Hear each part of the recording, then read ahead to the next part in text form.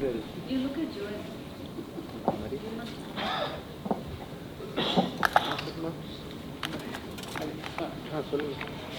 Good evening to everybody. Thank you all those who have joined for the meeting today. So as we have said multiple times, this monthly meeting is a good space for us to interact, and it is also a good space for us to update you all the activities which are happening. So I will read out the program flow today for you to understand. So first we'll start with the legal cell updates. Then we'll be having Auroville security and their updates. And then we'll be having building services and the activities they're doing. And fourth, working committee will come up with some topics. And after all these presentations, there'll be a short time for you to ask questions related to the presentation done. And after that, as we have received every month, the questions are open for email. We received a lot of questions through email. This will be also answered. And last, our secretary, madam, will be connecting with us online. So madam will be addressing us at the last online. Thank you very much. So we'll start with Sindhuja, introduction to legal cells.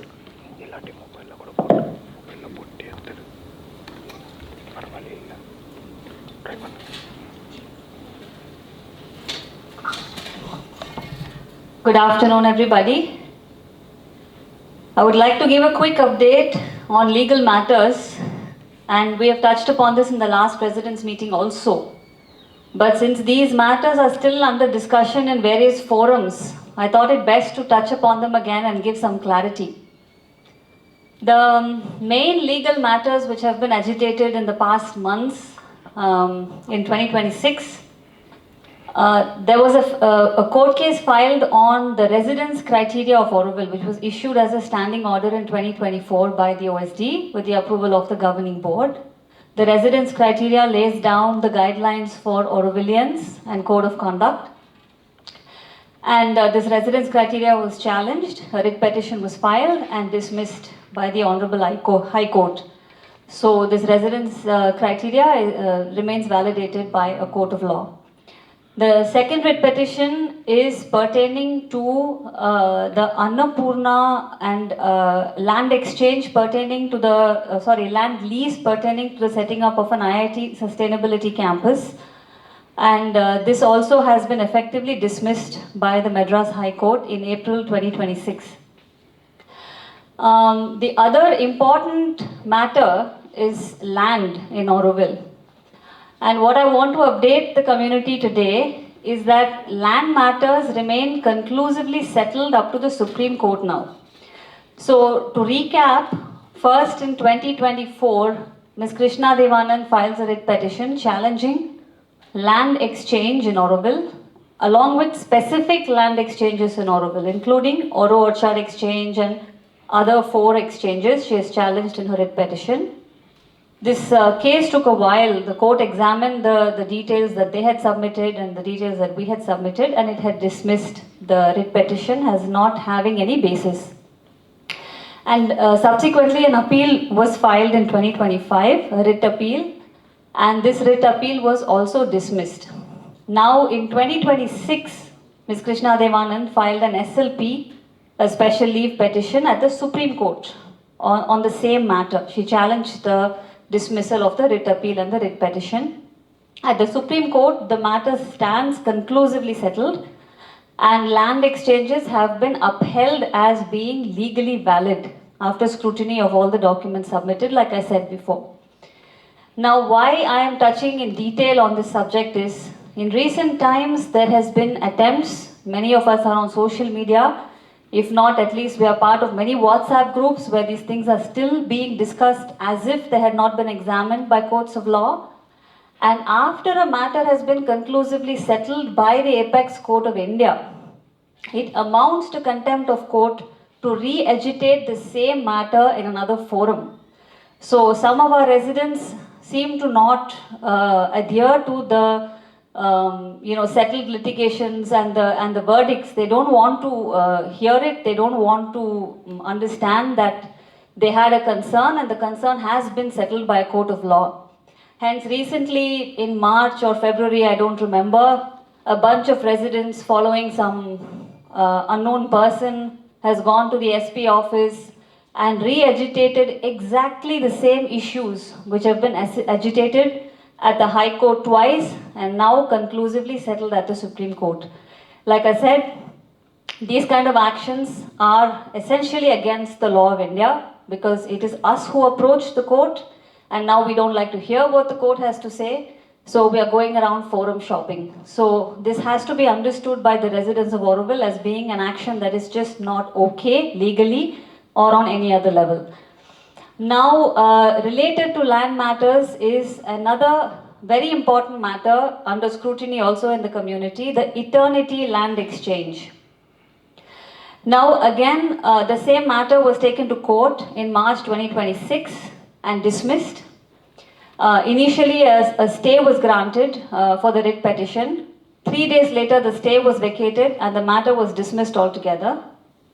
And in the dismissal, the court said that the residents of eternity have the liberty to submit a representation to the Auroville Foundation, to the respondents, and ask for relocation or for staying on in eternity, but the matter will be settled or disposed of by the competent authority.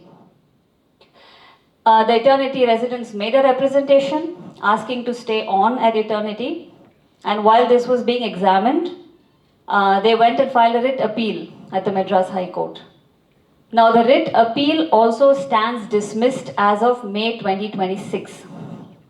And in this writ appeal, the disposal, the order says, because in the appeal, the residents of eternity, or in particular Tracy Scholes, has averred that in the absence of a governing board now, because the previous governing board's term ended in October 2025, there is no competent authority to take a decision with regards to their relocation or staying on in eternity. Now, in response to this, the Madras High Court has clearly said that the competent authority to decide this matter is the Secretary of the Auroville Foundation, and she will dispose of this representation immediately, and whatever she says in her order will be binding. Now, this representation was disposed of by the Secretary on 6th of May 2026. Again, the same matter of eternity land exchange has been agitated after the settlement in the High Court with the SP office in Viluppuram, and the same stands for what I said about land exchanges in general. This is not a legally recognized process that you lose in one forum and you just re-agitate the same matter in another forum. It's contemptuous and it goes against the laws of the land, which the mother has spoken of for every Aurovillian to uphold. Now, with regards to land matters, there were two questions also which came from the community, which I would like to address in the same breath. One was about the PKS case. The question was submitted by Shivaya. Is Shivaya here today? Was that a yes? On the left, yes. So she had asked detailed questions about the PKS land matter, but I had assumed that I had already answered this in the previous residents meeting, but maybe Shivaya was not there, so I take the opportunity to address it again. The PKS land matter has been appealed at the Madras High Court. The question that Shivaya has raised in her question is, why is it taking so long? So I would like to clarify that civil matters are not like writ petitions. They don't have the same speed. They take the natural course. The hearing comes up when it comes up. I think there are thousands of cases going on at every court, at every courtroom. So civil matters take their own time. Yes, we are well aware in the meanwhile what all is happening with the land. But since we have approached a court of law, we'll have to follow through with the process and find a logical conclusion at that forum. We can't do something intermediate on our own, approaching other authorities. Now, the second question was from Geeta. Geeta asked whether who is the competent authority now of the Auroville Foundation to implement the decisions which have been over and over restated by the courts in the last 5 years. Who is going to implement these decisions? The answer to that question is the courts have concluded that the competent authority to take decisions to manage the affairs of the Auroville Foundation and direct things here is the governing board and its statutory committees. So, and the residents have the role of advising the governing board. So this is the protocol that we will be following for implementation of every decision. It's already happening. Now the second question, Geeta, correct me if I'm wrong, you asked whether it is contemptuous or if it is contempt of court for people to not respect the court orders, correct? Yes, it is. And the follow-up question was, why have we not filed a contempt petition in court? So that actually can be answered many levels, but my understanding is our aim is not to hold people in contempt of court or to, throw them in jail by proving a point in court. Yes, there are people who continue to defy the court orders, and if it comes to it, we will have to file contempt in court, no doubt about it. But I think the reason that this is not being done as an immediate knee-jerk response is ample opportunity is being given to every resident of Auroville to respect the laws of India, to respect the judgment of the court. So it's still not too late, we can still do that. But it will not be forever. If we continue to act this way, if we continue to be in contempt of court, then yes, we will have to file contempt petitions and we will have to take it all the way. So that I stand complete.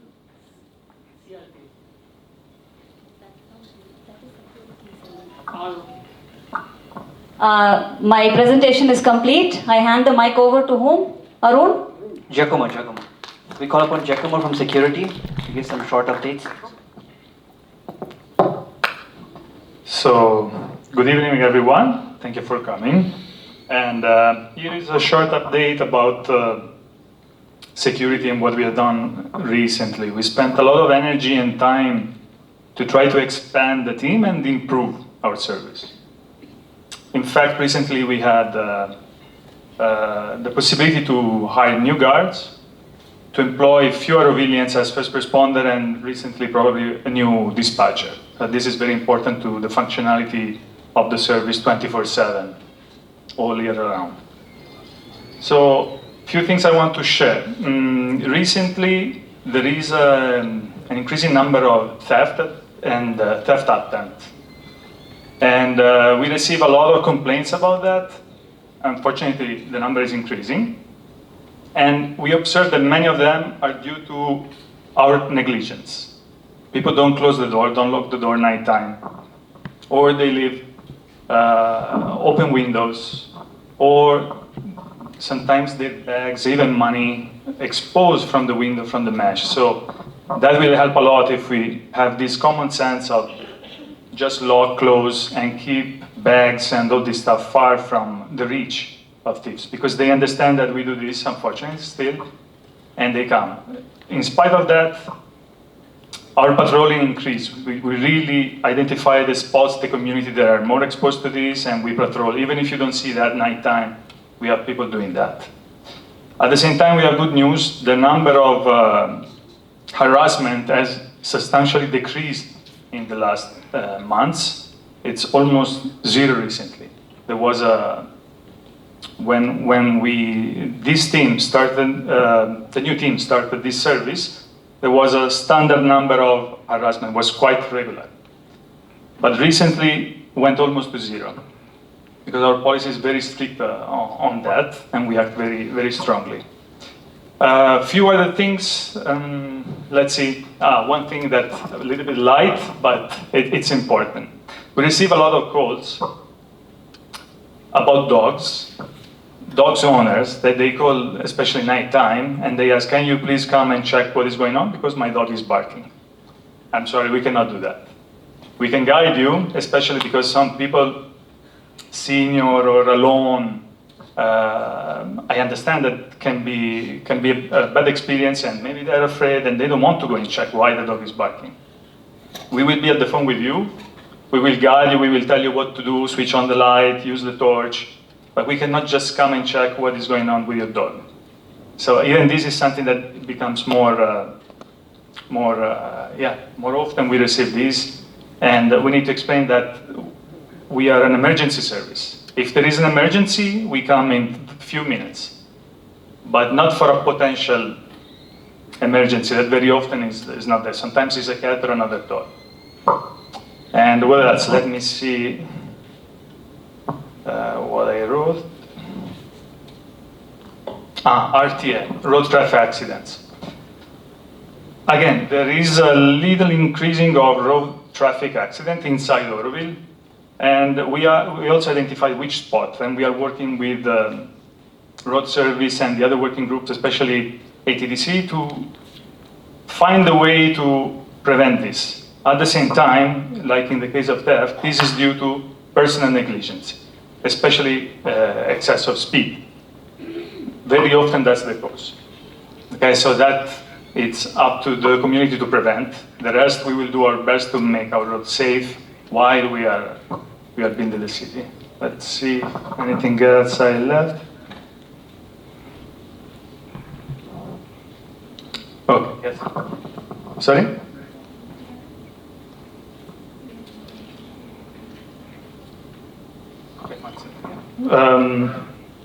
One point very important. We are facing some case of domestic violence in Auroville, unfortunately. And when we address that, sometimes we receive this kind of answer: don't worry, that's my wife, or mind your business, that's my son, that's my husband. Doesn't make any sense. To be married or to be parent doesn't give any legal right to raise your hands on anyone. Even sons on kids on parents. It happens, unfortunately. And people think it's many people, I have to say. In the majority of cases of domestic violence, they try to clean the situation like that. Mind your business, that's my family. Nobody has the right to do that, to raise hand in spite of the level of relationship, okay? So it will have legal consequences, this kind of thing. That has to be clear. As security, we cannot turn a blind eye because it's a family issue.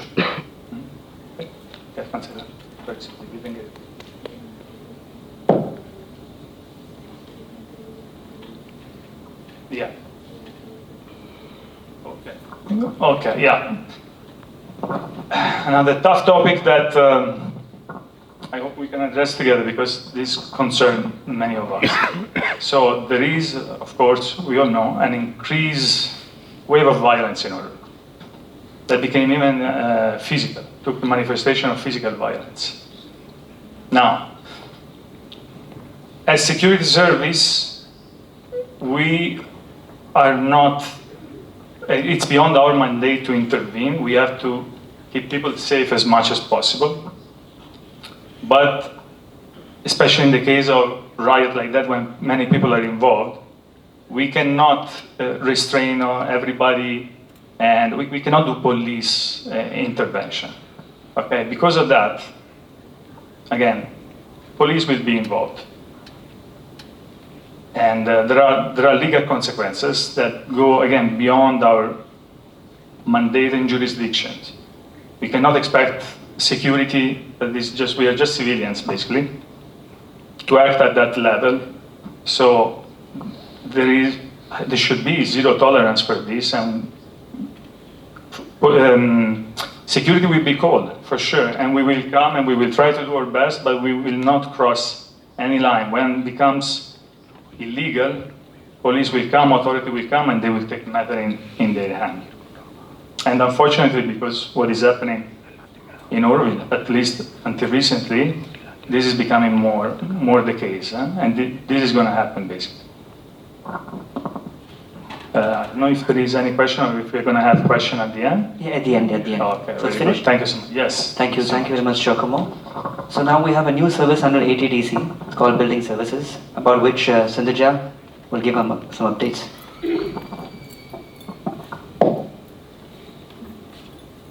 So we introduced last time or the time before the concept of the Auroville Building Development Service under ATDC.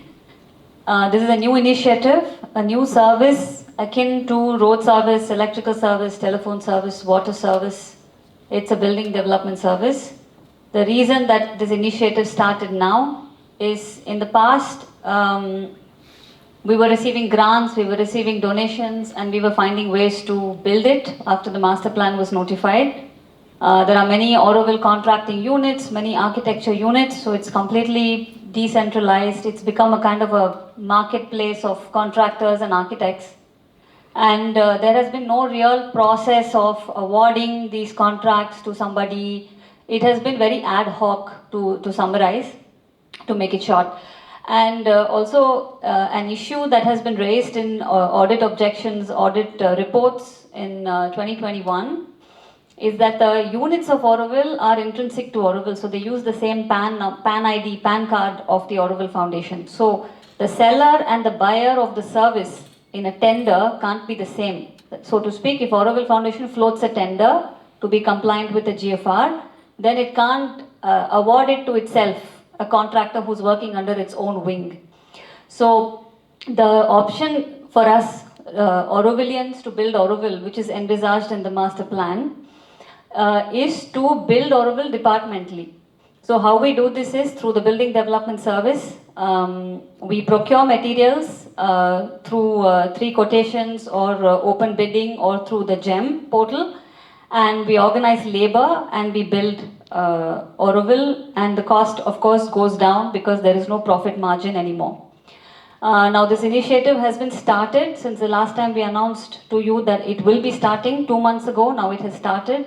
We effectively have Mother's Flower Garden number 6, which has started now. We are already building it. It's behind Solar Kitchen, PTDC. And the second project, which will start in the coming week or 10 days, is PTDC first floor extension, which has been also long awaited.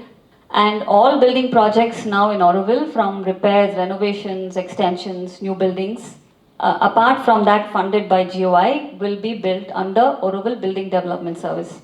Now, what will happen to the independent contractors and architects of Auroville? Will they go out of job? No. They can come and join the service. They can take up projects and they can work on it on a maintenance, not on a profit basis. So this is a big shift, a big change. We have already onboarded many people into this process. Many builders of Auroville have shown interest. One new project initiative by ATDC is a project we call Plaza, Public Life Artisan Zone Auroville. Plaza, next to the new outer ring road entrance of Auroville, which will soon be the new entrance. Uncertitude entrance will become closed. Now this area between the outer ring road and the tar road, we have these pockets of Auroville land which are not really put to any use. So as a temporary conversion of this land use, we are making shops, we are making boutiques that can be assigned to new units or existing units to generate more economic wealth for Auroville. So this project will also be built under Building Development Service, and the excavation for the footings has started yesterday. And with regards to the questions raised for ATDC, I take the opportunity to address them now. Participatory planning as a key element for building Auroville. In view of the importance of community-based participatory planning and building of the Auroville Township, as emphasized by Mother's Chief Architect Roger Anger himself, the Crown Road construction has been preceded by a broadly based dream weaving process, which was an impressive achievement, yielding valuable results. As we all know, none of its outcomes found implementation in the building of the Crown Road, which excluded any community participation. What measures are being prepared to place the planning and building of Auroville back into the hands of the residents in a collaborative spirit as intended by its chief architects? A lot of these questions are leading questions. They already assume stuff. But I think the last question about what measures are being prepared to place the planning and building of Auroville back in the hands of the residents has been effectively answered by the presentation of ABDS, Auroville Building Development Service. And regarding this idea that participatory planning and building of the Auroville Township is an opinion poll-based thing, is a misconception. We are not shopping for opinions. We have detailed plans. We have intricate level of details already given to us by the same chief architect quoted here, Roger Anger, and we have compiled that and finalized that in the document zonal development plans. And we are building Auroville based on the plans already made by him, and which are all as in the details in the 1971 master plan when Mother was still here with us in her body. So we are building it, and how to participate is up to each one of you. You are welcome to come and join, from sending emails to printing to scanning to actually taking bricks and laying them one on top of each other. The task is huge and the options are endless. So you are welcome to come and participate. How to participate, I think, is very clear. Regarding the dream weaving process, yes, the dream weaving process yielded result. To recap, the dream weaving group at that time, this was ATDC 2021, this was the TDC just before the TDC into which I was appointed, but I was already working there in the planning department. The team refused to hand over the outcome of the dream weaving process to ATDC. This is a fact, this is in the email, this is a recorded fact. Why? Because their logic was Vastu Shilpa at that time was envisaged to do the detailed development planning of Auroville, which was subsequently undertaken by us and now completed. They would only hand over the details of their, broadly based dream weaving process directly to Vastu Shilpa. So this was not the agreement that was made at the beginning of the process. The agreement was it will be given to ATDC and ATDC will share it with whoever does the detailed planning. Now, with regards to whether it was implemented in the crown or not, I think the question is premature, because the crown right now, what we see is just the road portion. Much of the crown and what it actually is beyond being a road is not yet implemented. We are working very hard to get more money from the government of India so that the crown can become what it's supposed to be in all its aspects. It's not just a road. So not only this broadly based dream weaving process that's mentioned here, but there's so many ideas which have come in within ATDC, from outside ATDC, which will all be harvested and manifested when the money is there. Right now, what we see is just the first beginnings of the rudimentary infrastructure required for increasing the population from the 1,800 of today to at least doubling it in the next couple of years. So we needed a road, we have a road. The rest is coming. Thank you. Thank you very much, Sindhuja. So now we call upon Joseba from the working committee, where based on the past incidents in the weeks, we would like to give some updates. Well, everybody knows the 25th of this month of May, there was a very strong incident in the town hall. Just to give you a little introduction, in the town hall we have some rooms that are shared by a number of different groups. They have to request in advance the date, the timing. Normally they should include also who is invited to that meeting. This is not for all the time. That day, the 25th, there was a group called Light of Unity that we were allowing permission to them to have meetings there. They were coming 3 times every week. That day was Wednesday. Normally Wednesday was a day that is the meetings they were having in the afternoon. So at 9 they came and then they requested to change the permission for the morning. I have to say that the working committee, we make a mistake, because we allow this change to happen, forgetting that there was another meeting called at 11, the same day. 10:45, okay, 10:45. So that meeting started. After some time, the people that have all the permissions also to come to the meeting appeared at 10:45. And then they found that the meeting was allocated to other people. And the other aspect that is interesting to comment is that during this time, a number of people came to that meeting that at the beginning were organized by a few. Between them, there was a person called Ambati. And then, normally, in the normal circumstances, should have been some discussion, some exchange of opinions, and the matter should have been resolved. It was not like that. The matter escalated and arrived to a very high level, we can say, of violence. in our opinion, because there are many opinions in Auroville, you know, all time, when something happened, there are all kind of rumors, all kind of versions. So for that reason, the working committee want to give our version because we were there. And we were theoretically even organizing these meetings. So there was a mistake. And when the new people came, they found this Ambati that was not invited. We didn't have any idea that this guy was going to come and appear in the premises of the town hall. Ambati is a person that has been thrown out of Auroville. He appealed to the governing board, telling that the reasons given for his expulsions were not correct. There is a group in the governing board, an appeal group.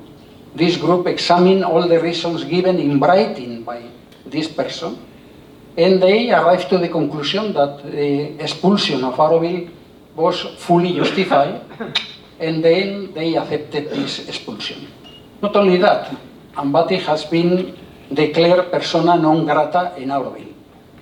He should not enter in Auroville in any one of his premises, even restaurants or whatever. He should not be in Auroville at any level. He knows very well this. I have to mention also that connected with this, 2 days ago of this meeting with this group of Light for Unity in the presence of Ambati, he appeared in the Matrimandir office in the afternoon and requested, with a group of people, of course, and requested that he wanted to enter in the premises of the Matrimandir. He never requested permission before. Then a discussion started with the guards of the Matrimandir. He told them that he wanted to enter in Matrimandir and was going to do that at any cost, because he wanted to have some kind of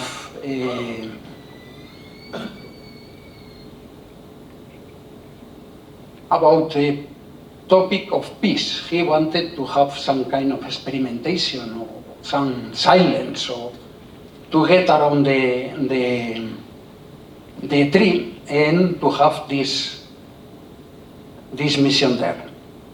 This was replied by the guards of the Matrimandir, telling that he didn't have permission, he was not authorized to enter, and that he should not force his entrance. In spite of all the discussion recommendations, he entered with a group of people and have this meditation about violence when he was using violence to enter in the premises of the Matrimandir. This is one of the many incidents. If this man was thrown out of Auroville when was in the period only of newcomer, was for very good reasons, and not in a way very accidental, and not at all. We know very well this person has been creating problems. He's a specialist in creating problems all time. And this was the last instance, I have to say. The executives of Matrimandir didn't want to have a further discussion with him, so they allow him, but they feel an FAR with the police the same day. Because the level of violence, of disrespect about the institutions of Auroville is escalating in a very dangerous way, I will say. And this is the best example. So imagine when these new people this day arrived to the meeting that theoretically they have the room for them, there was no problem, they have filled up all the papers, all the things, and then they find a meeting there with somebody in the center of the discussions, and of course he has his style of discussing and all this, and then the discussion started and escalated and arrived to a level that we should never permit in Auroville this kind of violence and this kind of lack of respect. So another file have been in the police. They announced an FAR is against somebody. Somebody also made his denouncements about some people of Auroville. and in Sinduya, and now there are 2 FARs in the police. It will be followed by a court case, and we will see what are the outcome of this situation. This is only one part, but we should reflect very strongly in Auroville is we are entering in a new dimension of the conflict that we have had for the last 5 years in Auroville without resolve. And I think that there is no intention at all to arrive to any discussion or any solution. I think the dynamic here in Auroville about this conflict is of one party prevail or the other prevail. There is no intermediary. We have 5 years. Nothing has happened. Only the situation are escalating more and more. The violence, the disrespect, the lack of education, the lack of everything is what is happening in Auroville. So I think that we have a difficult future because the present situation is not showing that there are any possibility of having some discussions or change of opinion, or after 5 years to say, if we continue like this, the only thing that we are doing is to destroy the image of Auroville, the purpose of Auroville, and we are creating a society that is just the opposite of the society that we came here to create within all of us. This is the present situation. We should also not forget, because the history of Auroville has been, unfortunately, filled with this kind of situations. I believe personally that the main enemy of Auroville has been the Aurovillians.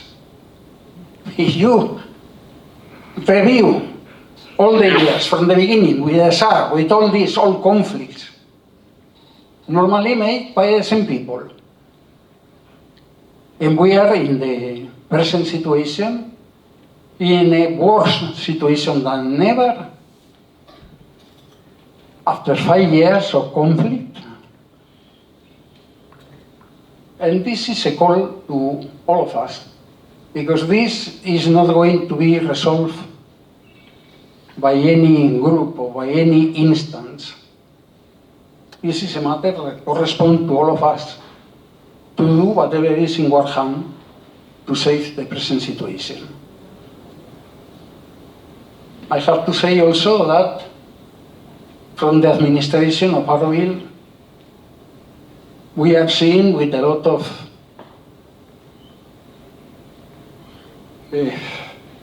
concern the direction in which we are moving, and that there are people that are coming even from outside of Auroville to do these kinds of actions, these kind of happenings inside of Auroville. So no one Aurovillian should help these people, this somebody, this PU, so I don't know how is the name of this guy that is entering and doing all kind of things. We know, because it arrived to us, that they are having meetings with some sections of Aurovillians. And we would like to request that no Aurovillian should help these guys, because they come only to create disunion, conflict, and whatever can be in their hands to stop the development of Auroville. Auroville has entered in another phase, fortunately, in the last 5 years. We are going and we are pressurizing for the city to be built as soon as possible, and we are finding more resistance than ever. This is a situation that everybody should think about and try to do our best. That's all.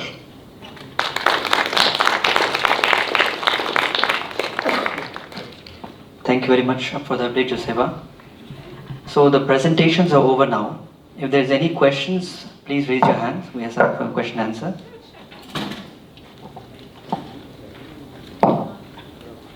Hello. I think the topic on housing was not discussed, but I do have a question, if I may. May I ask a question? On the repairs department in the housing. I'm told that there is no budget available, and some houses are in a terrible state due to the rains entering through the walls. And I'd like to know where should I address this problem for funds for repairs, the major repair of the house. So I believe the budget of the housing has been cut completely, and Aurovillians are left alone to handle the house repair works. A good question, Tapas.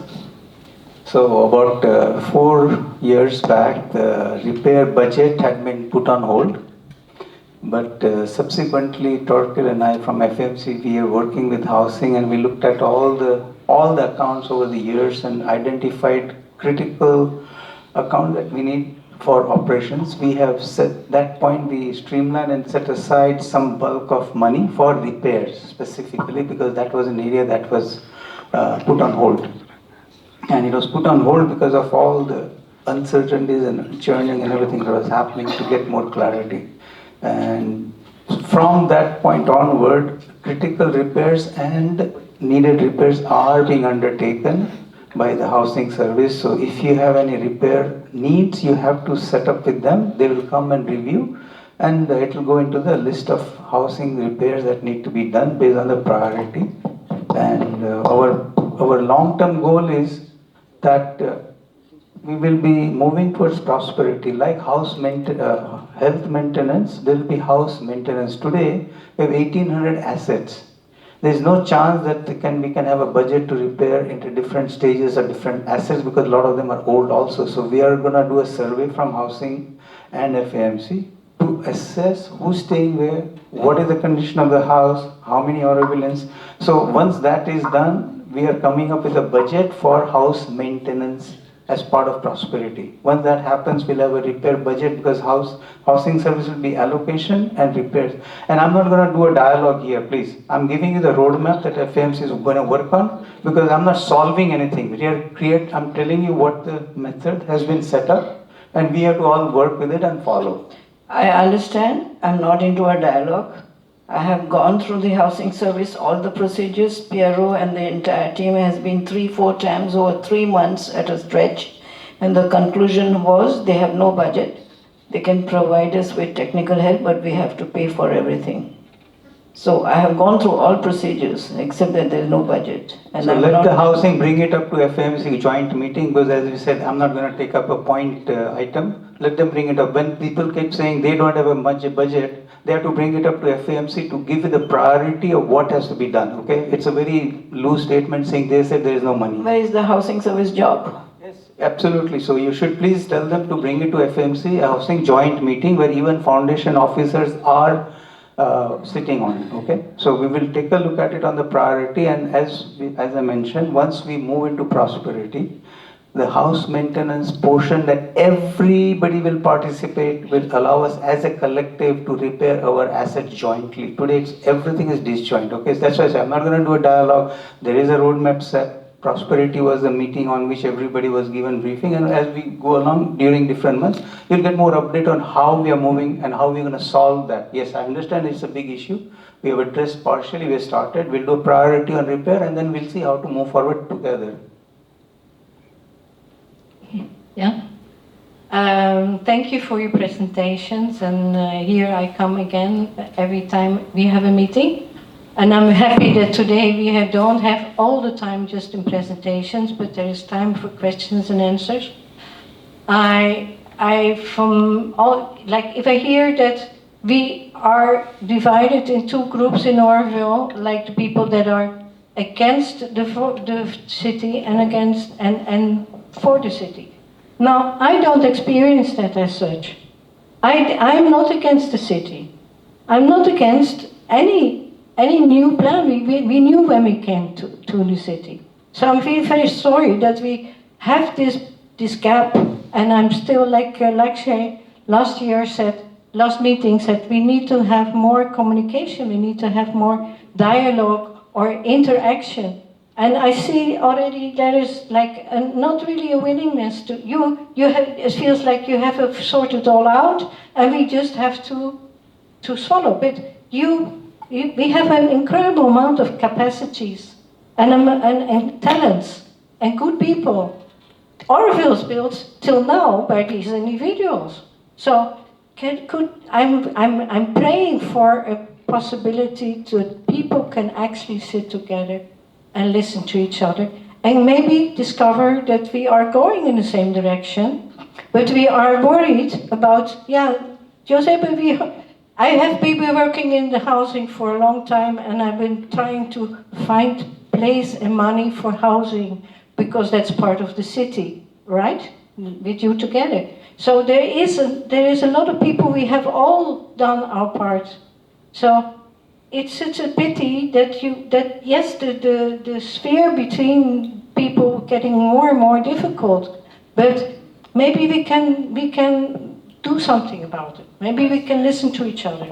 I'm asking for a possibility of peace, and I'm almost scared to say something because it could be taken as that I'm a rebel or that I'm not okay. No, I came here at Goodwill, and I've been here 46 years in Goodwill for this beautiful project of Auroville.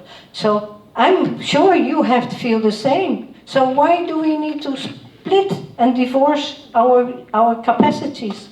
We have been doing it for years.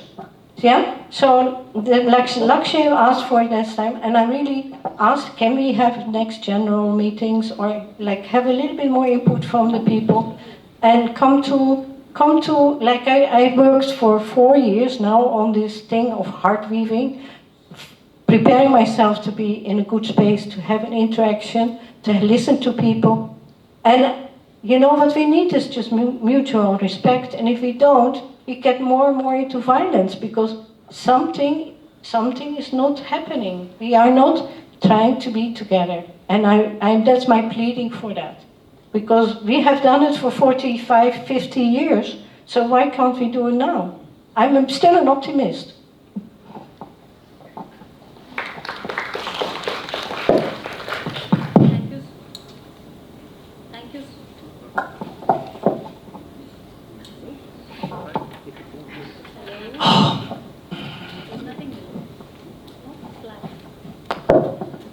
Good evening, everyone. And Hello. you want to answer first, yeah? Somebody wants to ask another question meanwhile, or is it a response to Sonia? Go for it.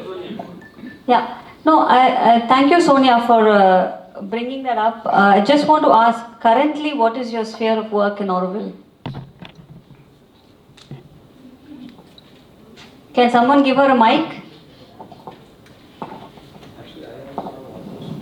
Yes. My sphere of work is my guest house. Then I was working in the dog shelter, but then the FAMC said they didn't need any more volunteers in the dog shelter. So that job got cancelled. Now I'm working in Matrimandia doing the duty. And I was looking at the grass being watered along the road, and I saw that it was being a lot watered 2-3 times a day, and I saw that it was a very bad moment of planting the grass. So I wrote to you, you wrote me back and said, come and help, because you don't have enough people to take care of that. Luckily, then it started to rain, and we are looking still of what can we, and then we hope to have some more planting, but it seems that the plan is to have only grass there. So we are helping him out to see of the watering of the grass around the ground. So Great. and I have 2 great grandchildren, that is also my task. Thank you, Sonia. So it sounds like everything is working well. We are collaborating well. So what's the issue? You've offered your help. We have accepted your help. We've invited you over. So isn't that testament of the working group members being true to their words in every resident meeting? If you want to participate, come and work. So collaboration in Auroville is, again, I reiterate, it's not about endless opinion polling. It's about coming and joining and doing hands-on work. Now, even people who don't come and participate in our day-to-day work in the working groups or in town development or in the working committee or in security patrolling, I'm sure you all have your own sphere of work and you're contributing to Auroville. So this is how we collaborate. We collaborate each by doing our part. So the misconception comes from the idea that we have to endlessly sit and discuss certain things in Auroville which are assigned to certain people as their jobs to do. So allow us to do our jobs. You want to come in and help? Feel free, feel welcome, write to us and we will see where we can integrate you. Now about the other part which you said, that there is no division and it's just a perception, and I mean this is all, I'm paraphrasing, please, I may not have got exactly what you said because you said a lot of things, but there is a faction of residents who are ardently and actively opposing the efforts of the current administration and the development efforts by filing frivolous litigations, by showing up on construction and demolition sites, by climbing on the JCBs, by taking the key of the JCBs away, by cutting the cable of the machines, by assaulting the driver of the JCB, which is all on record, by issuing death threats, by assaulting a woman and pulling her hair and pushing her on the ground. These are all real things also which are happening in the community. So let's not try to minimize an aggressive and violent situation and make it into nothing, because those things have to be addressed in their right place and at the right time also. But that doesn't negate the fact that collaboration and the platform for participation remains open in terms of active work, not in terms of just giving opinions. This is what I have to say.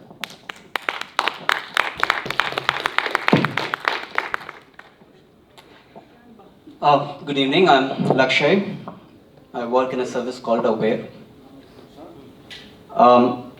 Because all the groups present are one after the other, I have some questions. I'm going to go one after the other. You may choose to respond or not, up to you, but I will go one by one. First, on the issue of this recent violence, as a common resident, I want to kind of put it on record that we should, at least I, condemn this recent violence, particularly in the working group. This is something which goes against the grain of Auroville, the idea of Auroville, the ideal of Auroville, everything that Mother and Shravindu stand for and we have come for. So highly, highly condemnable. At the same time, I would also like to appeal to all the working groups who have taken this role of being there in the public position. I appeal to you that there will be provocation. I'm sure last 5 years have been the very great test of your patience, and I don't think it's going to cease anytime sooner. But how you respond to that provocation is entirely up to you. I know most of you have shown great restraint in the face of such violent and animalistic behavior, but sometimes we do let go of our restraint. And I appeal to you, if you can, please hold on to that. Because you are there not just as you are there as a face of Auroville. Particularly when a non-Aurovillian comes and provokes you, and you respond, being an Aurovillian, this also shows something. In terms of working, in terms of what Joseba said, I agree with you, Joseba. Last 5 years has been testing. And we need to find a way forward. What Sonia said, thank you Sonia for voicing it out. Let's not also hide the things that is there in the open. It's very tangible, the division. And I agree with you that we should come and work together, and there is no point endlessly talking. But how do we work together? If every time we come together, or even it's always about finger pointing, where is the work that we can all do together? Of course, in my own corner, I can contribute whatever, and you can do on your own. But where is the collective aspect of being in Auroville? If it is all about just job descriptions and being in your corner and desking and managing it, what's the point of being in Auroville? Another aspect is, I'm a little bit puzzled by the role of working committee itself. Sorry, Silvaraj.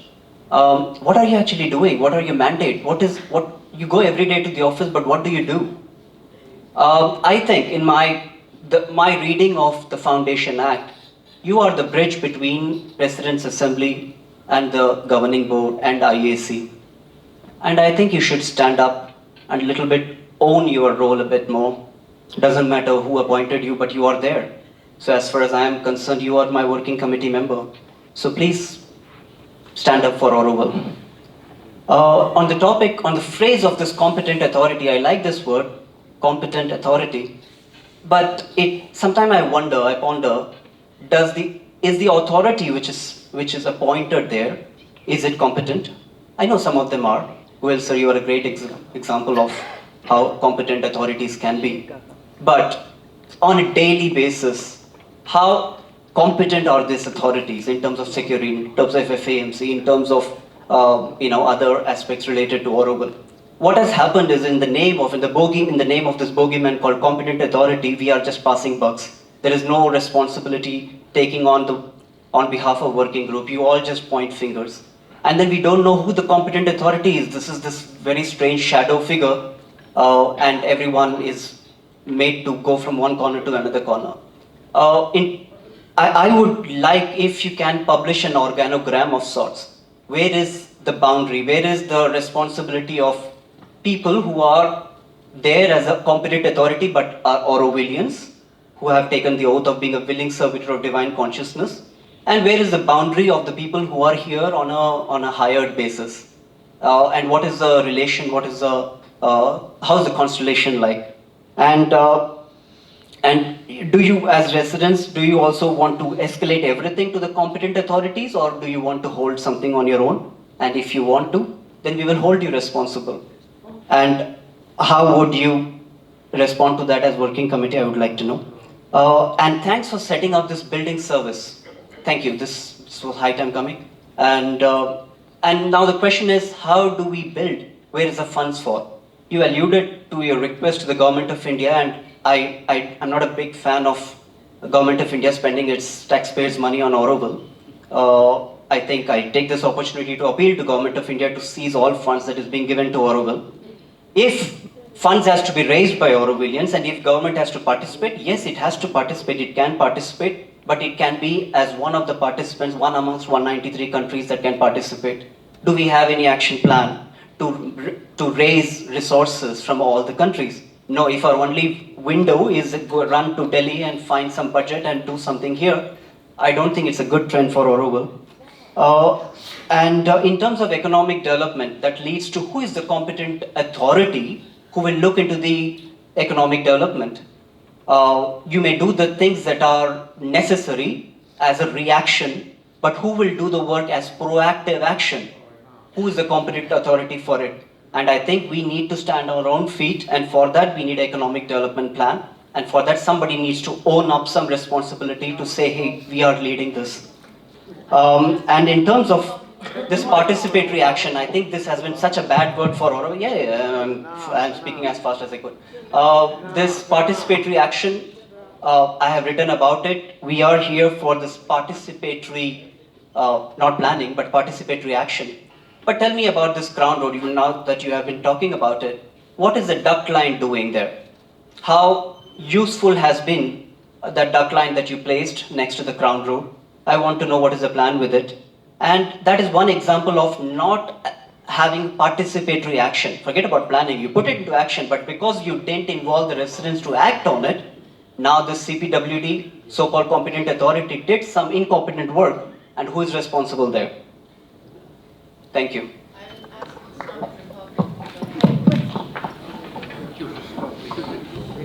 Hello. I request the meeting organizers to set a time limit for questions from next time onwards. Maybe 30 seconds per question or something like that. Lakshay has raised about 10 or 15 questions or statements, maybe 55, I don't know, but it is so much that I personally would like to have it in the form of an email that we can address in the next meeting, one point at a time. One thing, because we touched the topic of violence. So I've been involved in that as security. And I know what happened in the heat of the moment. I never justify, I don't condemn, and neither justify what happened. I just act and I try to fight. Because I don't like to crystallize people for what they have done in a moment of when they lose control. At the same time, I just want to say this, that few days after that, there were people celebrating and felicitating Arun Abati for what he has done. That completely cold-blooded and cold-minded. Okay? So it wasn't in the heat of the moment for what he has done to other people, including a woman, that was completely unnecessary. So that, for me, is the real problem. And is also to answer Sonia, that I thank you for what you say. I really believe in collaboration. And I can even stretch and collaborate with people who, in a moment, they lose control, but there is always a way to come back. But if cold-minded and cold-blooded, after the heat, you celebrate an act of violence and you felicitate, I think we don't have a safe space yet for that. I would like to respond also a little to some of the questions that has been put. With Laksai, the problem is that you have said so many things that I don't know to which one to respond, frankly. About the working committee, I can tell you few things. During this week, we have prepared, in collaboration with the other working groups, at least 3 statements about the present situation of Auroville. We are the punching bag that everybody come with all kind of stories, not only in the town hall, outside also. I have been stopped a number of times by a number of people, and then they have told me all kind of things about the mistakes that I am doing. My basic mistake is one: I will defend the city of the mother until the end. It's the only thing that I want. I came for that, I continue working for that, and until my last day, I will defend the city of the mother. And this is shared with all the members of the present administration. I don't know what is the situation in Auroville. I think that there are different groups with different perspectives, and I think maybe we can attend this also from the administration. There is a group, I am told, more and more, and I speak from time to time with some of them, that they are very tired of the present situation, of not having perspectives for the future, and then they are speaking that we should do efforts directed towards a further unity. I believe that this is true, Sonia, in a number of people. I know some of them, they are speaking with me also, but there are others who have been told. They are every week putting a new case. They have lost maybe 30 court cases, and they continue doing, and they continue speaking about the lands that we are losing so many crops and all kind of histories here. I know that when we are speaking now about unity, there is in circulation a new request that they are telling that they have gathered 900 signatures to send out to Antin, Sinduya, until 5. This is circulating right now. So when we are speaking about the unity and what are the chances for the future, I think the 2 aspects are there.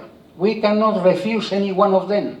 There are people that are tired and they would like to find something better, but there are still a hardcore group that are initiating all kinds of actions against the present administration, about the governing board, against the secretary. About the secretary, I saw in my life here one of the most indignant campaigns, full of lies, full of all kinds of the worst stuff. And this was made by a number of Aurovillians, of course. So the 2 aspects are present, and we should not blame to the present administration by the difficulties that we are finding to find more collaboration, more aperture, more be open to all kinds of initiatives, because unfortunately the other aspect is still very present. So let's see how the future develops.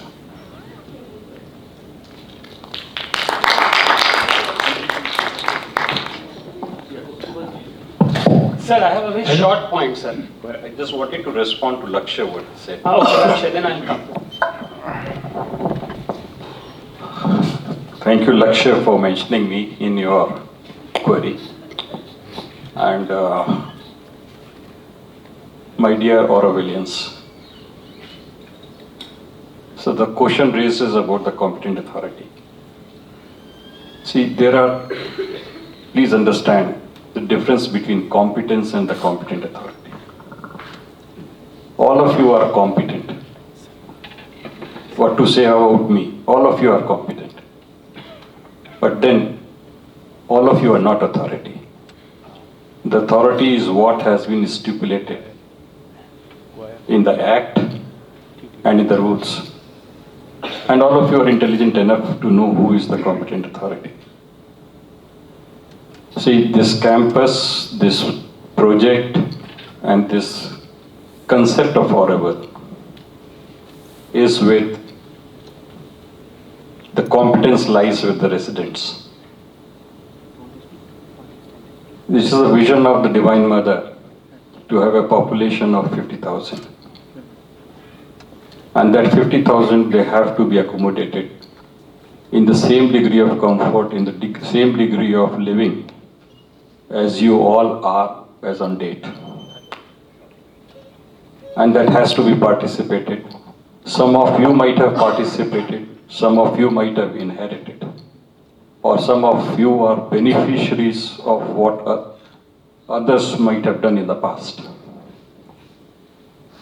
And therefore, you all owe a responsibility for realizing the dream of the Divine Mother.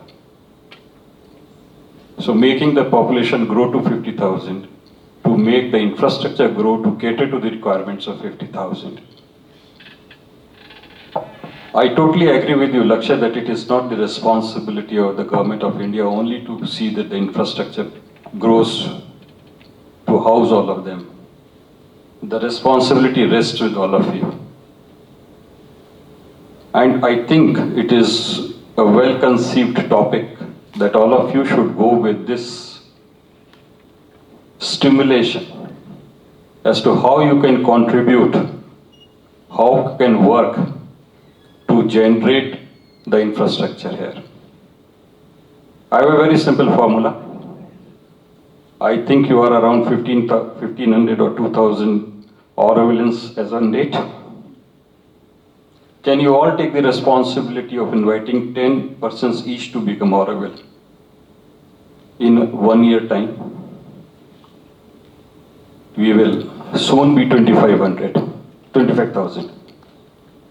After 5 years, those 25,000 people can then bring 10 more, and we will soon achieve the population of 50,000.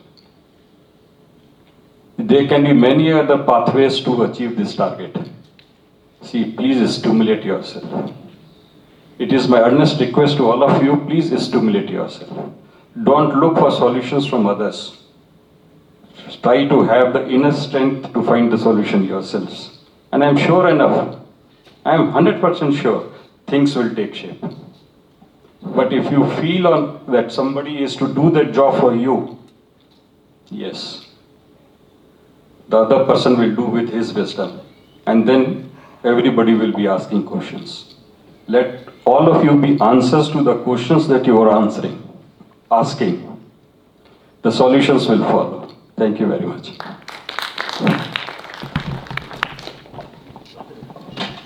Yeah, this is a response to Sonia. After, what Joseba said and Sonia said, though, there's nothing like that. And her experience is that we are all one and all is good.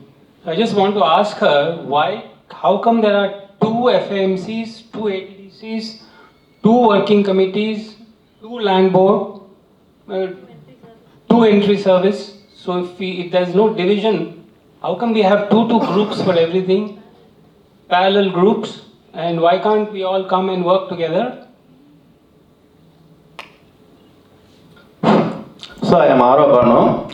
Chandresh missing. Because I am last 2.5 year in some Sangamam, my house only not painted.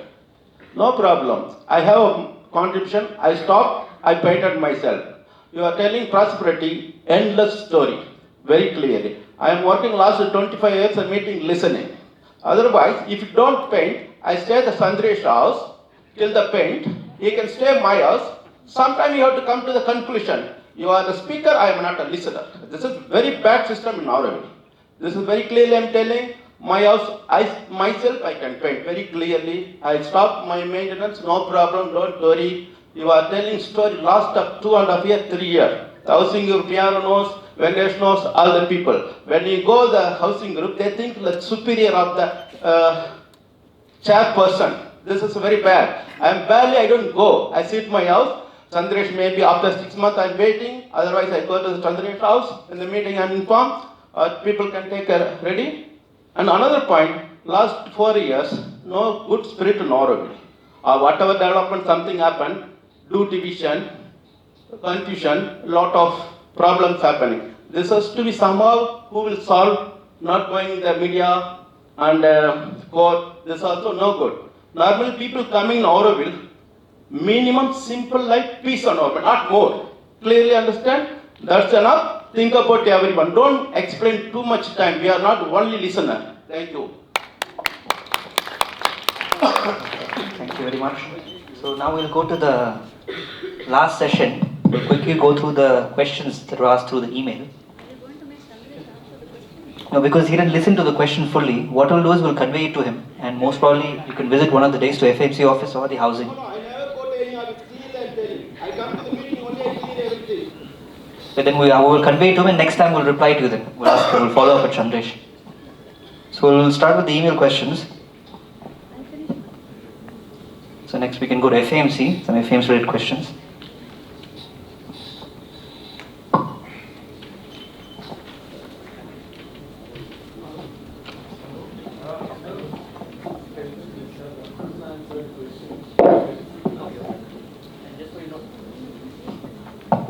And for your information, this was also the unanswered question from the last email. And also we had received for this recent presentation. So both have been compiled together. Thank you.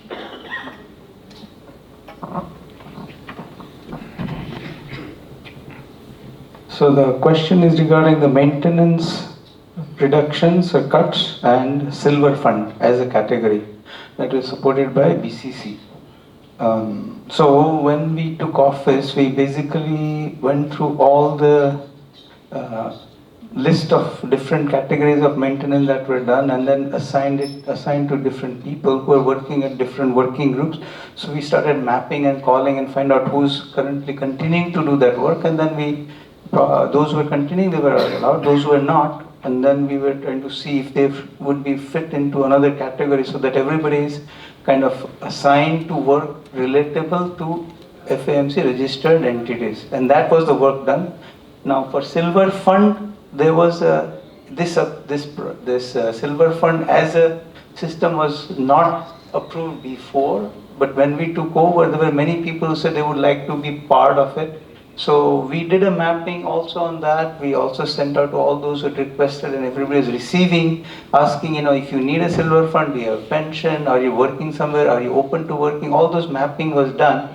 But at that point, this is like a year and a half, 2 years back, we could not take a decision whether to begin or not begin, because at that point, there are many areas that were put on hold for decision making because there was a lot of confusion that was happening. Okay, so at this point in Prosperity, if you have been participating in the community outreach work that is done by AWARE and many people in the services and IGU, everybody, that the senior is one of the category along with the infirm and maternity, and we are just moving on to mapping all the residents into the place of work, or if they need support, all that is going to start beginning to happen.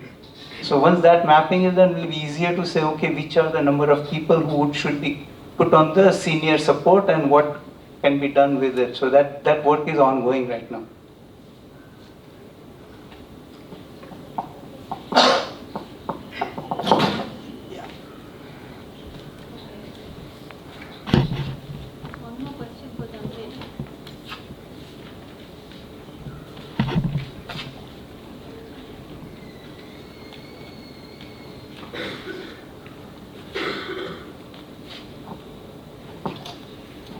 So this is regarding the gratuity payment for the workers who were with the forest group employees by the forest group.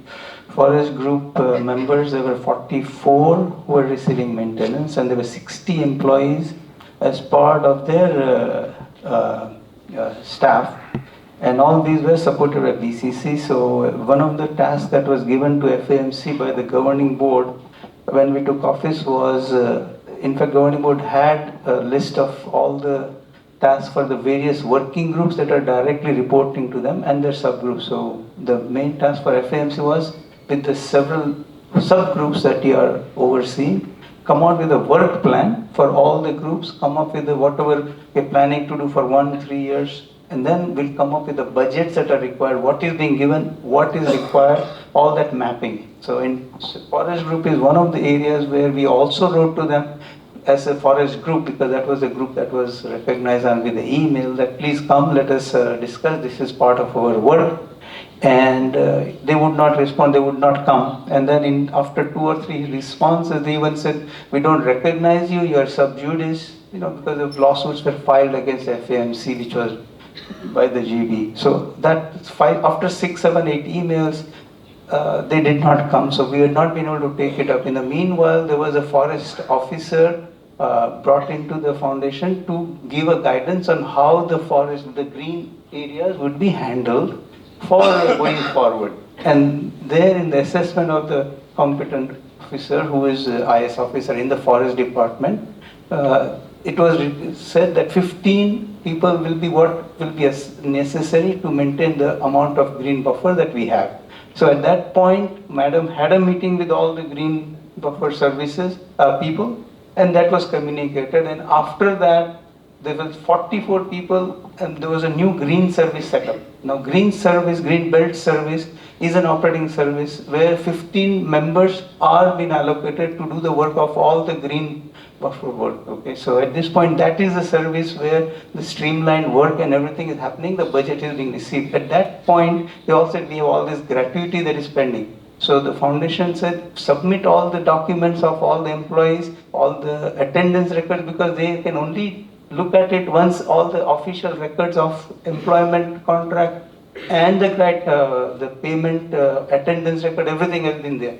But that was not kept. So at that point, it was put on hold at that point, and it is still left at that stage.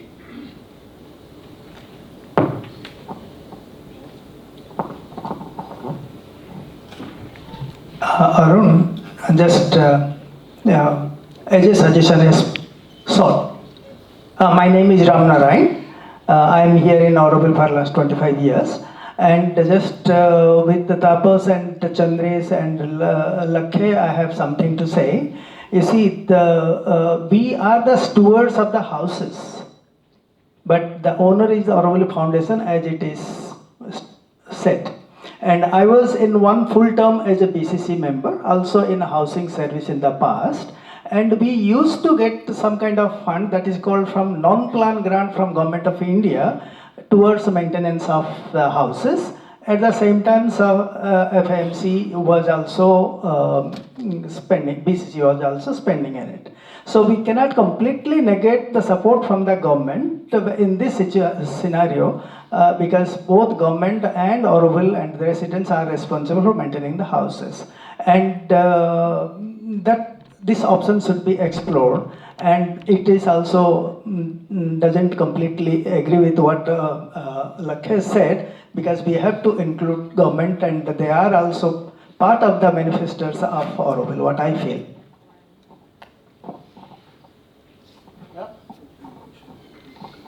So there is this question about, I'll just read the question. Files on individual residents. There are widespread rumors as well as residents' accounts that the foundation office is keeping detailed files on Auroville residents. Can you please shed light on this subject and let the residents know how they can access their respective files for the sake of trust and transparency and for restoring some of the health and integrity of our community fabric?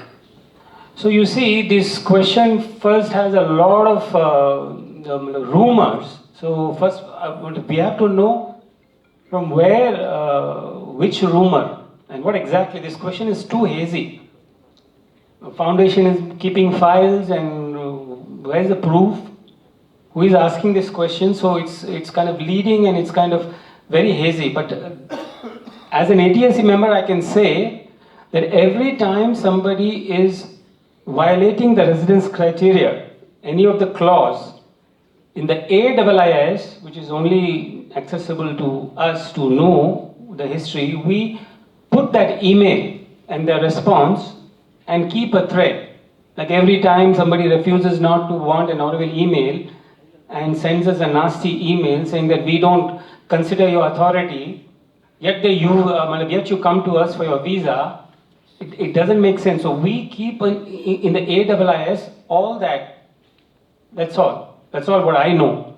But files and access and transparency, I don't understand this, and from where the question is coming, that person has to manifest exactly, come to ATSC, we can work it out. We will. You have a question? Because there is related to Sire, the answer is prepared. Hang on, not coming. It's coming. We'll just answer.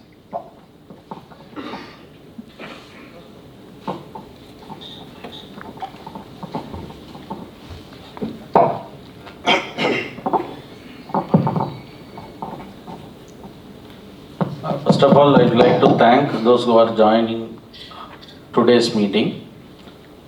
So regarding, I am OSD and I am taking care of administrative support as well as the budget part. So regarding actually foundation is releasing the budget for FAMC, Working Committee, ATDC and SIRE.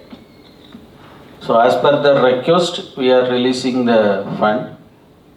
So regarding the SIRE part, actually there are three heads in ministry. One is object head 31, 35 and 36. 31 is recurring expenditure and 35 is the capital, non-recurring, and 36 is salary. So 36 is only for foundation staffs and 35 is the non-recurring capital expenditure and 31 is recurring. So SIRE we are giving fund under 31. And 35, whatever they are asking about infrastructure, that part we are taking care. Okay. Through CPWD, we are implementing the various infra. So that's why that part is taking care of foundation. So that's why they are thinking that the money is less. It is not, okay, whatever they are giving and whatever we are releasing, even still we are asking the ministry for last year fund 25-26 because we last week myself, Secretary Madam and Goel sir went to ministry and met with Honorable Education Minister and Secretary Ministry of Education, and we explained all the activities going on in Auroville, Crown Road, legal matters and various matters we have discussed including budget. So still we have to receive the last year funds. As well as this year funds also we have informed, they are working on it. See, you please see for the last 5 years, compared to the previous years, we are getting more money from ministry. Okay, so whatever we are giving, immediately we are releasing and we are not keeping, and as per the procedure of the ministry nowadays is at the 31st March, whatever the balance you have to refund, including the interest amount. Okay, so we are trying to spend whatever the amount received from ministry. That is what we are doing, and we are giving to SIRE, Working Committee. Even last time Working Committee we are giving more than that, whatever they are asking. Okay. So first of all, so this is the thing. Infrastructure part we are taking care. Okay.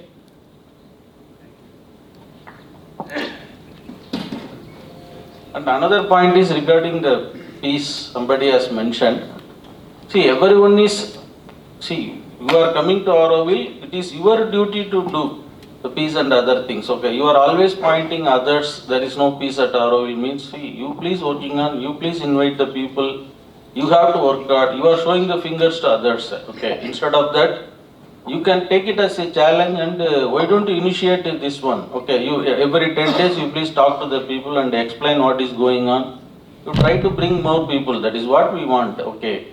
And regarding the Lakshay question, hereafter Lakshay will sit on the dais so that he will deliver a good. I am sorry to say that, okay.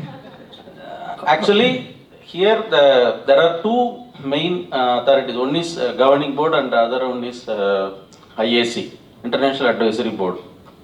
These are all the statutory bodies. Under this, next one is the secretary.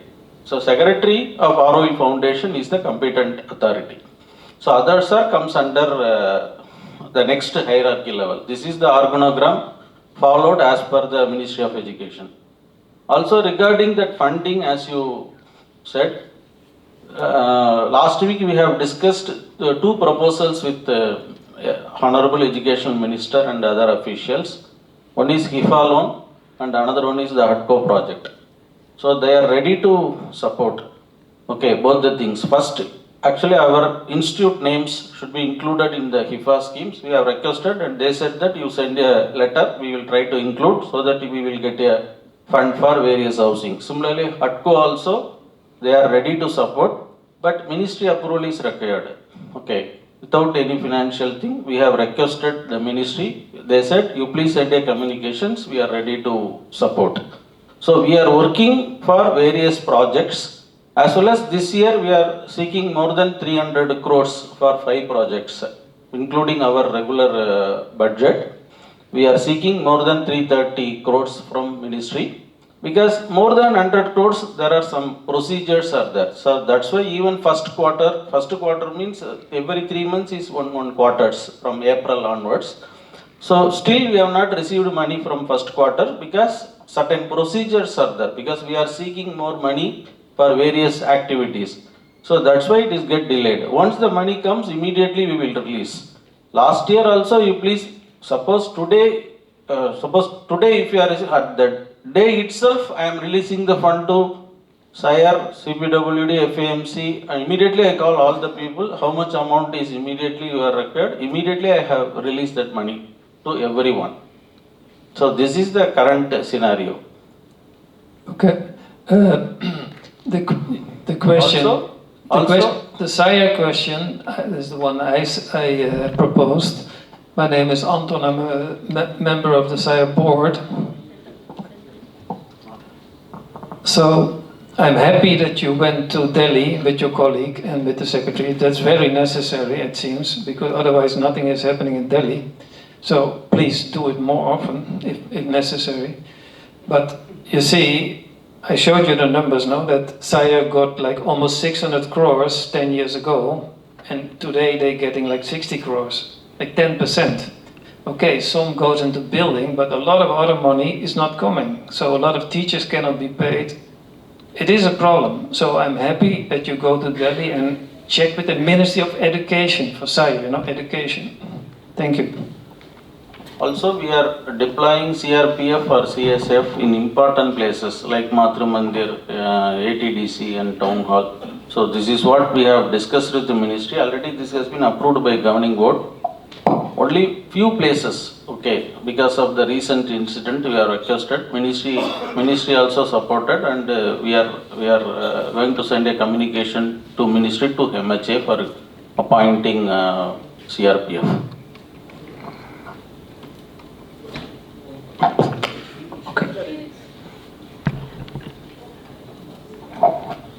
Now the educational institution fundings depends upon the number of students. The cap is more number of students, you will get more funding. If less number, it is based on the number of students. Every under 12 students, one teacher. That the expenditure only will be there. If you want more money, the shire has to increase the number of students. That is the indirect thing. And each student, the government is spending about 1 crore for infrastructure. So you have to go for the number of students only by basis for this. They made it as a rationalization figure, not like earlier time, they will give this much, not come. How many number of students, based on that into amount will be given to them. So it has to be our duty to increase the number of students so that to get more money and make it viable. Thank you. There is no specific budget for painting and repairing work for houses as per the ministry procedures. Even quarters, building of staff quarters, also built a staff quarters. Ministry has suggested you have to explore the PPP mode, public-private partnership. This is the current situation. Thank you, sir. So if there's any questions related to visas, please raise your hands. This is the last question because after that, Madam will be joining us online. So any questions related to visa, please raise your hands. Okay, thank you very much. So Madam will be joining us online. So I'm kindly requesting everyone seated here to please sit on the seats here, please. Sure.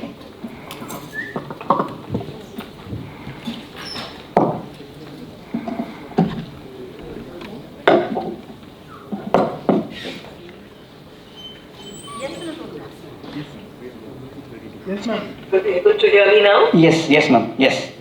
Okay, better.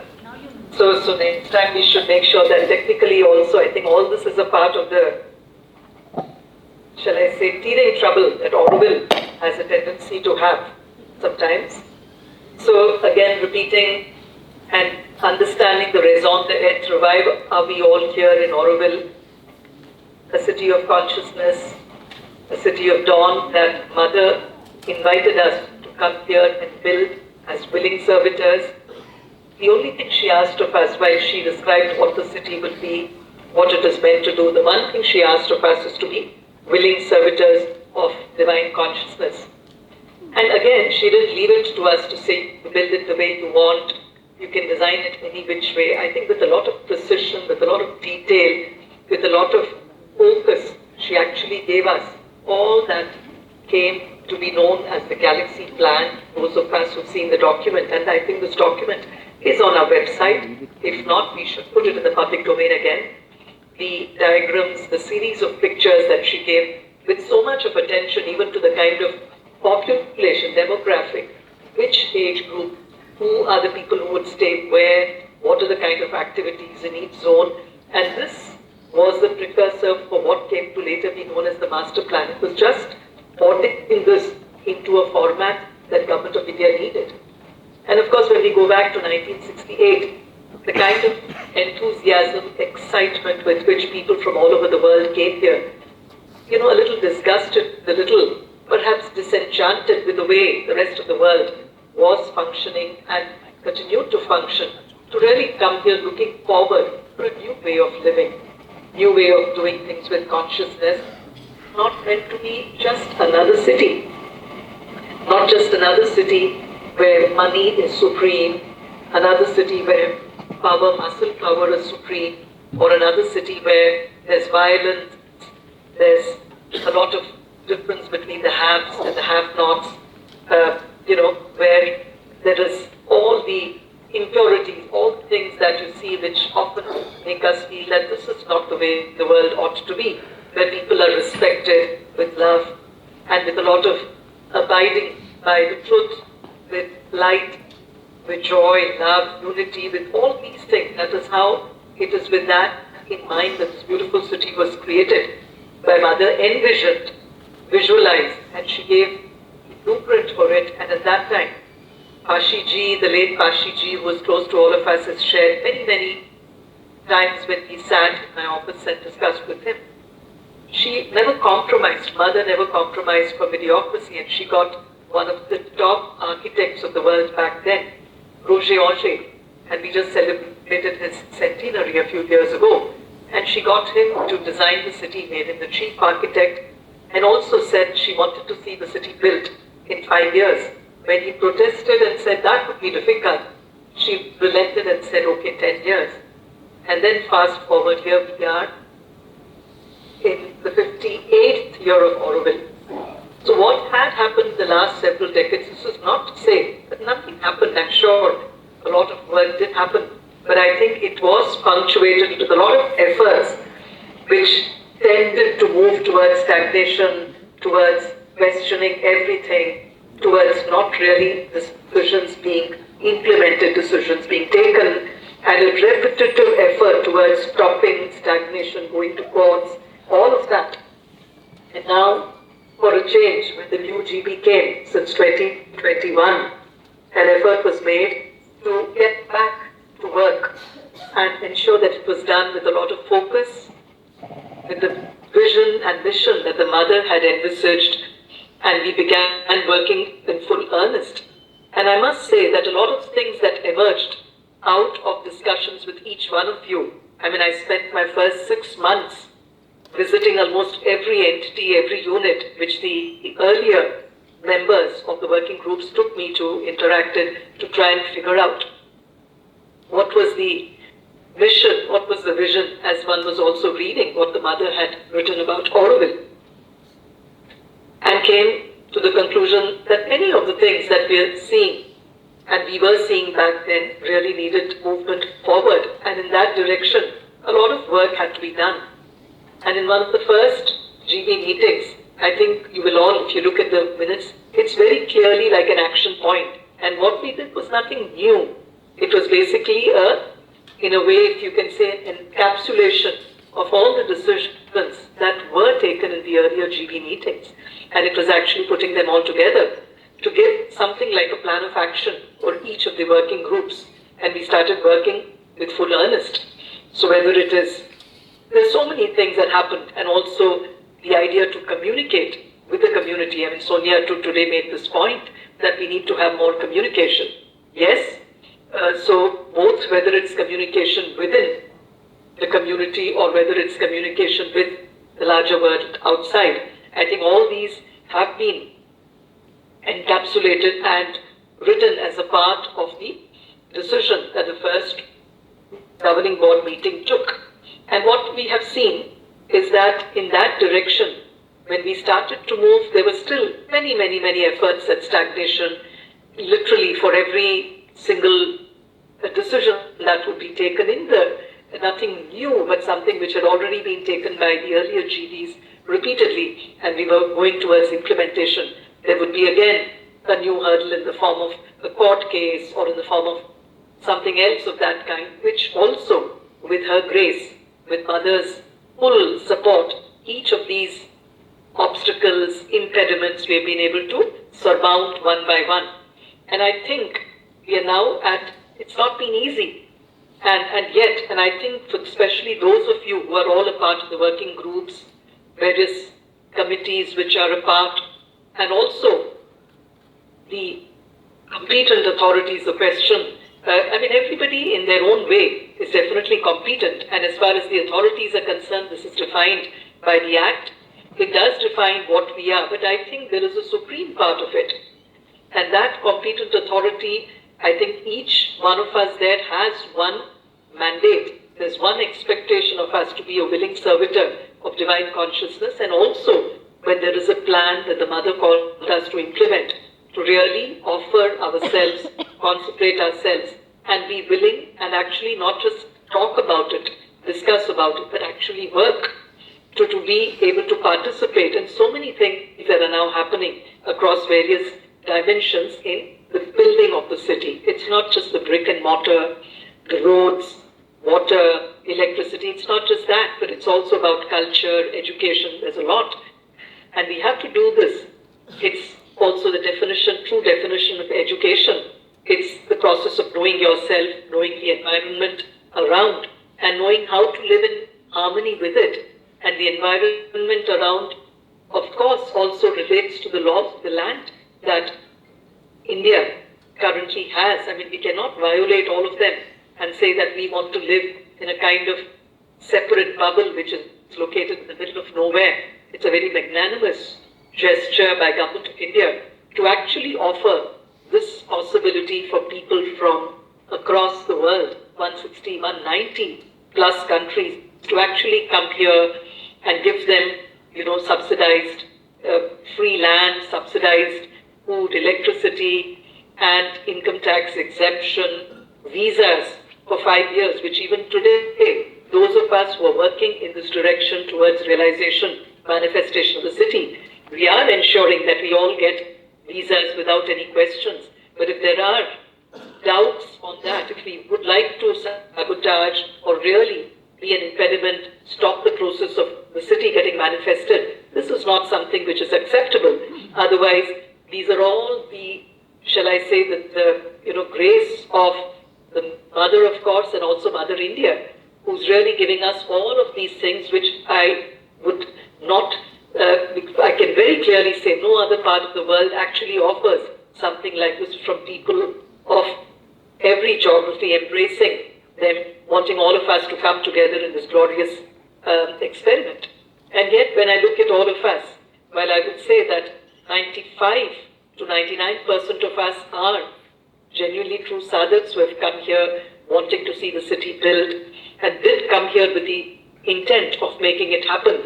But we don't see all of you necessarily coming forward in a very vocal and visible way to actually participate. Vocal not in terms of just words, but with action, to be able to pick up work that is there and be part of the mission, which is to build the city. So I would again like to invite each one of you to come and be a part of it. And as a part of this whole process, one of the things we're going to be doing is, many of us from the foundation, including some of the working group members and the members on the ground, we're going to be having interactions with all our residents in groups of maybe 20 or 30, like I used to meet all of you, whether it was Bhumika Hall in the afternoons.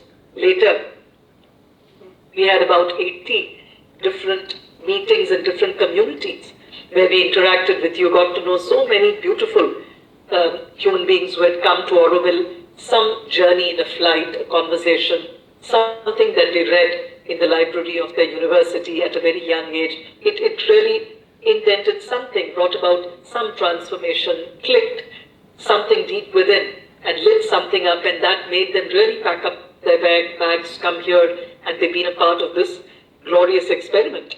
And in that sense, I also know that for a lot of people working here today, especially the 20% which is very actively involved in building the city, it's not also been an easy path. Like Joseba was also mentioning, it also means being constantly under some kind of an attack, threat, bullying, assault. In some ways, it could be verbally, by thoughts, by action. But I think time has come for many more of us to be a part of this and actually make sure that we really walk this path undaunted, without any fear, and make sure that we realize what the mother wanted. I also realize that we have people in Auroville, as I have seen, with incredible amounts of competencies, talent, abilities, capability, aptitude, propensity, but we want to again interact and see what is it that you'd like to offer specifically for the city. And there's a lot of work, and when we look back also at the last 5-6 years in terms of what all has been done, there are many things. Now, for example, even the land consolidation, one particular case in point, we had, when we started, out of about 1260 acres of the city, there were about 202 acres to be, consolidated, and we've been able to complete nearly 80% of that. And today we have only about 44 acres left within the city, which are yet to be consolidated. And we are determined, with her grace, to be able to do that.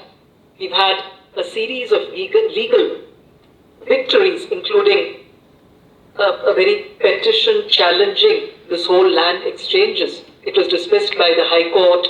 Then we explained the entire process that was used. We had a committee which had evaluators, assessors who do this process for over 15 nationalized banks, the income tax department. They're a part of the guideline value committee with the government and so on. And then the High Court was pleased, Honorable High Court was pleased to dismiss it. And then again, this petition was again challenged in the Supreme Court. So all these rumors, these noises that we hear, we have to realize that we do not live in a country which is like a banana republic. We have an established system of judiciary, we have a system of law, governance, rules, and there, definitely the fact that the country has yet, in spite of it, gone out of its way to be magnanimous and give space for us to really come up with the process of establishing a city of consciousness with the blueprint that the mother, who was a spiritual collaborator of Sri Aurobindo, and what he had envisioned in his book Life Divine, where he didn't say that divinity or heaven is something that you realize after death, something which is far away. He said it's that very divine life that we can experience right here. And it's for this adventure of consciousness that we've all come here. So whether it's the crown roads, radial roads, outer ring road, there's so much that has happened. The education field as well, the physical education board, as was said, education, we may have spent more money in the past. There was a lot of capital expenditure.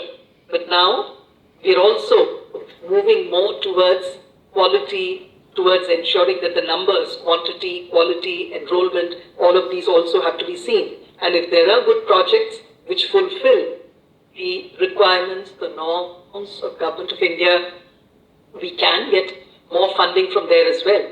But for all of this, we need more and more of our sisters and brothers of Auroville who participate in right earnest in all of this. Similarly, the Auroville IIT Madras campus, sustainability campus, which is now completely, there were hurdles again by a series of court cases and opposition of all kinds. Fortunately, we've overcome all of that. With that too, there will be a lot of enlarging multiplier cascade effect of education, research, training, extension in the field of sustainability as well, in terms of green, whatever, whether it's green trucking, there are so many things that we've been discussing, the kind of resources that will come in, not only for Auroville, but for Auroville to experiment, work on them, have startups, have units that will not only give entrepreneurial abilities to our young people, young in age, also those who are biologically older but who are of young spirit. Similarly, we've also been able to, in a very, very significant way, bring about changes in the way our units were functioning with Zoho, with more transparency. I mean, there was absolutely a lack of accountability, transparency when we inherited. Now things are much better on that front. So given all of these, I think what we all now collectively need to do is work for the manifestation of the city. And in very specific terms, it's not just the brick and mortar part that we're looking at, but we're also looking at now getting more people in terms of volunteers, interns, visitors to come here. And let me also make it clear that violence of any kind is absolutely not acceptable. And this is something the laws of the land will have to be respected. And we really want to say that as we move forward, we want to see more and more of us participate in the process of also, we have decided to be ambassadors of Auroville across India and the world. And the foundation is going to be interacting with the residents who are in the ROR to see which of them has a propensity and inclination to really represent Auroville in different parts of India and the world. As Lakshay also mentioned, to really go out, talk to different entities, speak about getting more people here, talking to people about Auroville, taking the message, because Mother didn't, or Sri Aurobindo, when he spoke of a Gnostic community or a life divine, it was not meant to be an ivory tower or a little island only for a few select few. Well, this was meant to be the starting point, but then this really, in true sense, was also and is meant to be a beacon light for everybody. So the governing board has made many, many decisions. For example, the Auroville International Information Centers across India and the world. So we want to have more and more of our own sisters and brothers of Auroville being able to travel to different parts of the country and also have town hall meetings with people in different parts of the world to really, talk to them about what is it that Auroville stands for and invite them here to be here. And also the economic development. We are having a series of action seminars also to see how is it that the self-sufficiency, how is it that Auroville can become self-supporting.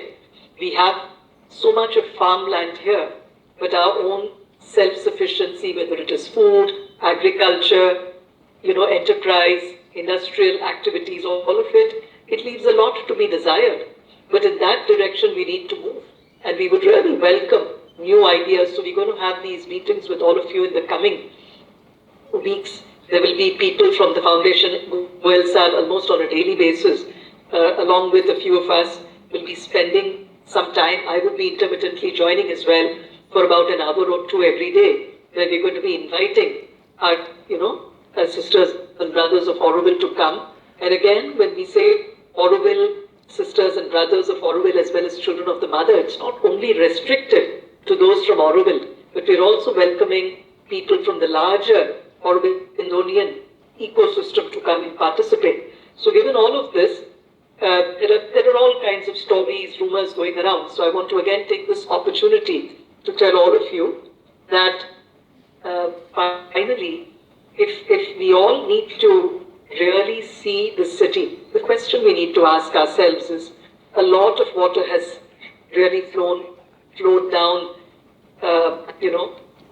this whole experiment ever since it started.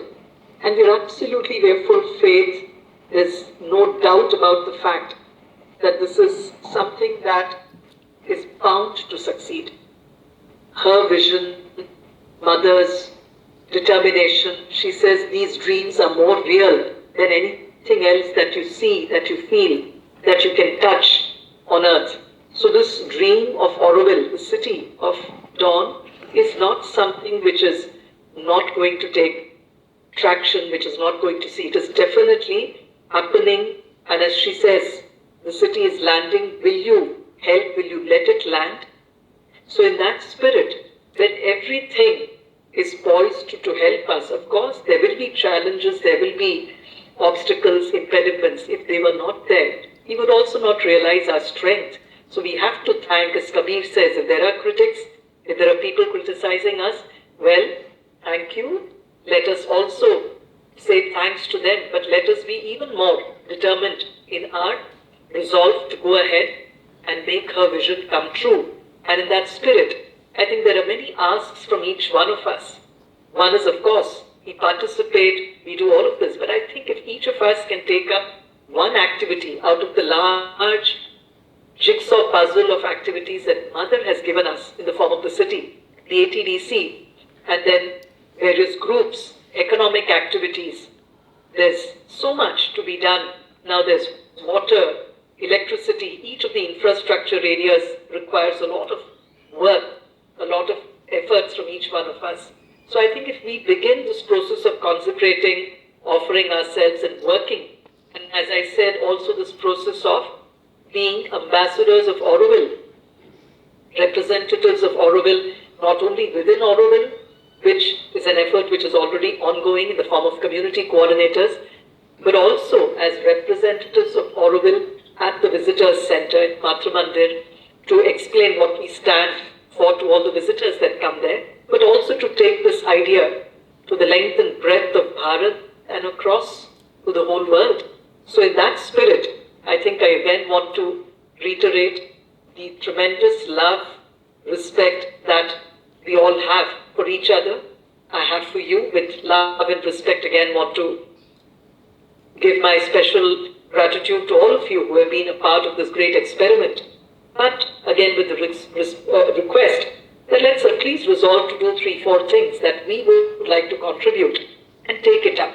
Because I think it's not just about talking, discussing and working, sometimes at cross purposes. We have to all also learn the road to heaven. We are trying to create a heaven. It may be paved by hell, but these are the challenges that are coming to test us. And we have to learn to slowly let go of our ego, work together, and really work towards realizing the beautiful vision that she said. As Mother says, it's not by running away from the world that you will change it. It is by working there. And there I would like to say that, as I mentioned, there would be about 20% of our residents in Auroville who may be very, very vocally participating, getting involved in the activities of Auroville. But there would still be easily a 60 to 70%, maybe 75, 80% of us who are definitely, who have faith in the idea of Auroville, who believe in it. But somewhere we want to see all of us as mother said, even if you're so elderly, you're so old, you can at least sit at the gate of Matra Mandir and watch, keep a watch over there. There's a lot of work for each one of us. So I think we must all come forward. So it's not by running away, as the mother said, from the world that you will change it. It is by working there, modestly, humbly, but with a fire in the heart, something that burns like an offering. And she also says that silence is the greatest power. So let's do our work with stillness, not with words, anger, all of that. Let's not take on any kind of violence in thoughts, words, actions. That's actually a sign of cowardice. So let us actually be very determined with a steel, single-minded resolve, single-mindedness of purpose, work towards realizing the city. And I really again want to appreciate the efforts of all of you who are involved in it and want to appeal for more and more of us to consecrate our entire selves in this beautiful path. And on the path, the mother says, we'll end with this and with a few moments of silence. To walk on the path, you must have a dauntless intrepidity. I repeat, to walk on the path, you must have a dauntless intrepidity. And what is intrepidity? Quality of being resolutely fearless, dauntless, and possessing bold courage. So that's required of all of us. To walk on the path, you must have a dauntless intrepidity. You must never turn back upon yourself with this mean, petty, weak, ugly movement that fear is. So fear is not for us. We have to walk ahead with courage. And also, courage also means being forgiving, being compassionate, no matter what, but being absolutely persistent, focused on what we need to do. An indomitable courage, a perfect sincerity, a total self-giving, to the extent that you do not calculate or bargain. You do not give with the idea of receiving. You do not offer yourself with the intention of being protected. You do not have a faith that needs proofs. This is indispensable for advancing on the path. This alone can shelter you against all dangers. On that note, again, I want to reiterate the resounding support that we're getting from all quarters, particularly from the governments, whether it is Government of India, the support, guidance of the Honorable Prime Minister, the Honorable Education Minister, whom we also met last week, the Education Ministry, different stakeholders, the judiciary, the great judiciary of this country, which has also been really understanding the legality of this and supporting us through all of this, and of course, each of the other stakeholders who are involved in this grand adventure that we're all into, to be absolutely determined to see the city manifest on a weekly, fortnightly basis. I would also like people like young people in Auroville to come and organize talks in a crisp and in a structured manner, to be able to let the world know what is it that we are doing, and not let narratives that are totally, contrarian to what Auroville stands for be allowed to go. So we have to speak, let our work and good work speak for itself. We don't need to take any other forms of action which are other than what the mother wanted us to do. So we stop with this. Vanakkam. Thank you. Namaste. Thank you, ma'am. Thank you very much.